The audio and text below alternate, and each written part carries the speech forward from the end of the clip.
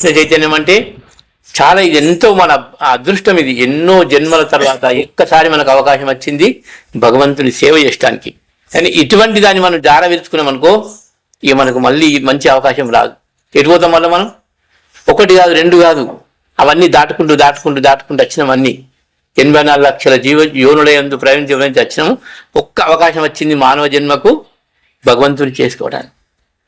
కానీ సులభం ఇది. అన్ని యుగాల కన్నా భగవంతుడు చెప్తున్న ఈ యుగముల ఇంత మంచి అవకాశం ఇంకెవరికి రాదు.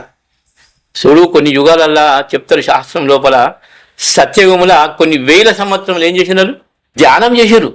ధ్యానం అంటే వాళ్ళకు 1,00,000 సంవత్సరం రావచ్చు. 1,00,000 సంవత్సరం అంటే ఎన్ని వేల సంవత్సరములు వాళ్ళు ధ్యానం చేయాలి? అడవిలో పోయి మొత్తం జీవితం అంతా అడవిలో ఉండాలా చెయ్యాలి.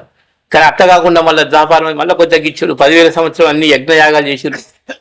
మళ్ళా ద్వాపారం వచ్చింది అర్చన చేసారు.